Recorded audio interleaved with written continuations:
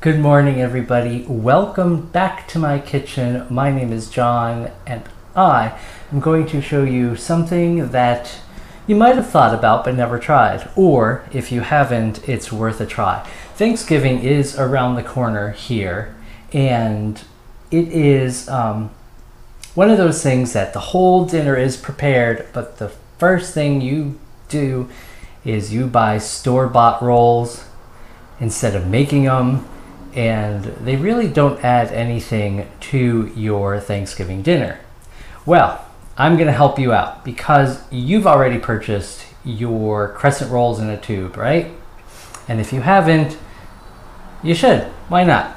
It's going to be quick and easy. Now, one thing that I'm going to say is I absolutely hate these, and you should read the directions on how to cook them before you rip off the paper.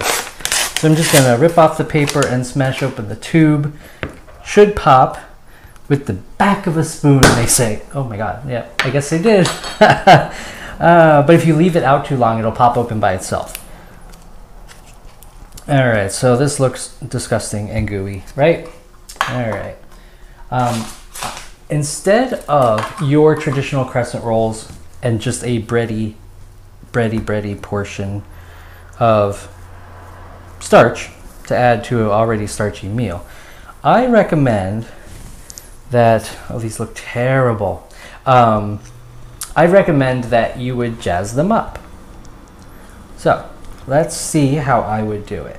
I have some apples and some cinnamon if you want to make them slightly sweeter. You can also use apple and fennel. That's very delicious with a turkey dinner. Very delicious with a turkey dinner. And I have some cheddar here, so you could do like, I'm doing cheddar and chive, just because it rhymes. Or you could just do plain cheddar, or just sprinkle some butter and Parmesan on top before you bake them.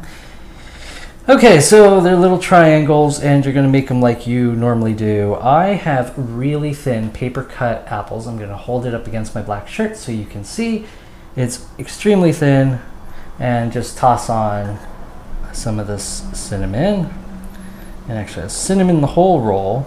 That way it's more of a sweet treat. Ooh, that's quite a bit. That one's gonna be tasty. And you just continue to roll with that thin slice. If you have to break the apple and roll it up. And the dough's already sticking to the board, so I gotta work fast. If you want to just, oh, they look terrible. If you want to just toss all your apples in some cinnamon in a bowl, feel free to do that. So, okay, so another one that I'm going to do is the cheddar and chive, just to show you that I'm pretty much just putting some cheddar in there. I'm sprinkling on some dried chives because I have no use for them otherwise. Again, I'm filling the whole triangle with the herbs. And I'm just gonna roll that cheddar up in there, and it's still stuck to all the other pieces, so maybe you need to cut them before you start rolling. Anyway, and there's an apple and cheddar. Now you can get really creative on all your Crescent rolls as to what you stuff them with. I'm just doing the 2 flavors, and it has 8, so I didn't make too many toppings for anything. Let me just cut this dough. I just used that spoon because it did the same thing that I wanted to do, and kind of make a better triangle than what it was. Okay, so this one's going to be what? Apple. So I'm going back and forth just because I get bored if I make all of the same thing. Okay, and a little piece for me. Some cinnamon on the whole thing. And again, you can make them any way you want. It's just because it's breakfast, for time for me here when I'm filming, I'm actually going to just make some breakfast ones. And put them evenly, kind of make the crescent shape, and put them evenly in a pan. Now, one thing I'm going to say also If you're a Crescent purist, feel free to make your own. And if you use all butter, then I think that that shape's supposed to be square, if I'm not mistaken. If you know, if it like the rule of thumb with square versus crescent shape, with the butter versus any other I guess fat, please comment down below. I'd like to kind of be reminded. I feel like maybe my culinary art education wasn't exactly what it was supposed to be.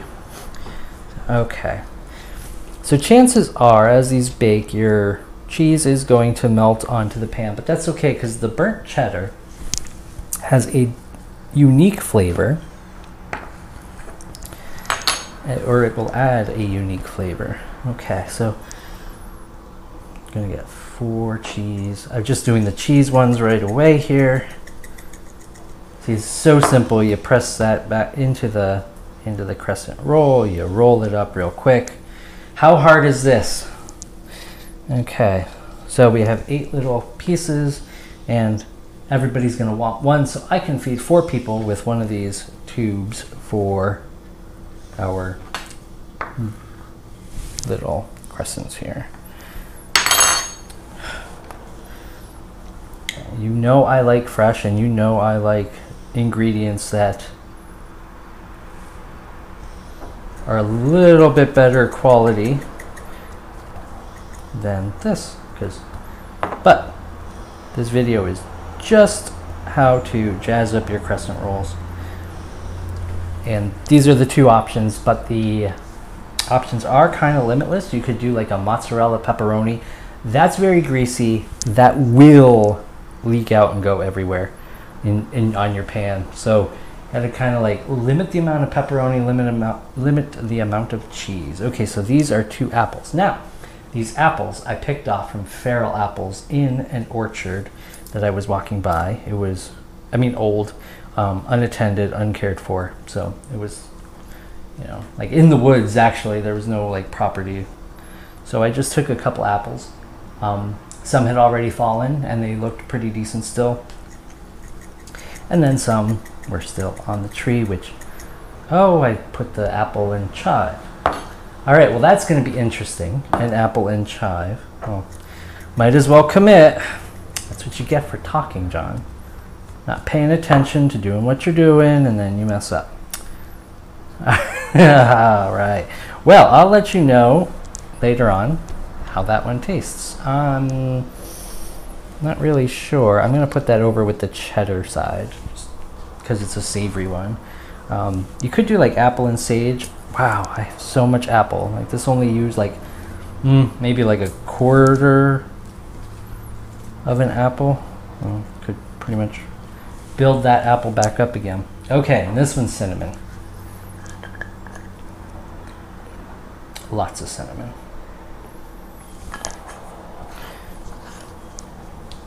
Okay, the directions said I'm going to be keeping these in the oven for about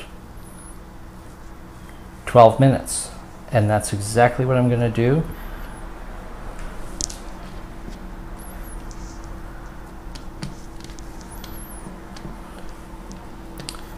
We'll see what happens. Okay, well, you know what? Just to make them look a little bit better, I'm going to press some more chive in the dough on top. Again, you can use a Parmesan cheese if you want. The cinnamon comes out like a lot faster, so I'm not going to top the ones with the cinnamon because I know there's plenty of cinnamon in it. And that is your tube of crescent rolls. And I'm cooking it for how long? 12 minutes until golden brown at 350. Wait. Until golden brown. To reheat. Never mind. You're not reheating these, you're eating them all. So there's our crescent rolls ready to pop in the oven, and I will join you when they're done and cooled enough to eat. All right, see you soon. I'll talk to you when I get back. Hey, welcome back. I finished wrapping up those crescents and I put them in the oven. Now what I did was I put them in the oven even before I started preheating my oven. My oven is a convection oven. So I thought to myself, just put the crescent rolls in and they may get a little bit more oven spring or rise while the heat is just building up some of that leavening agent within the crescent rolls. And I'm glad I did, because by the time it hit 350 preheat, they were already done. In fact, I was able just to turn off the heat because they were a nice golden brown. So it was just a quick I would say recipe, and I'm rather impressed with the size of them. They are the store brand version, and I expected them to stay kind of small and wimpy, but they did get nice and puffy, as you can see here. I have them on a cooling rack now. Once I took them out of the oven, I took them off the pan, so that way they didn't burn on the bottom. So they're kind of like a nice golden brown all around, just like that. And I'm just going to have some hot coffee with me here, and hopefully this one's a apple one. So I'm just going to cut it in half to show you the apple inside. Could have always used a little bit more, but yeah, so this is my breakfast: a little apple cinnamon crescent roll and some hot coffee. Thank you for joining me on this video. I will see you next time. If you can't wait till the next video, be sure to check me out on cookingwithjohngrouber.com. I'm always there. You can get a hold of me right there, and we can chat back and forth. Thanks.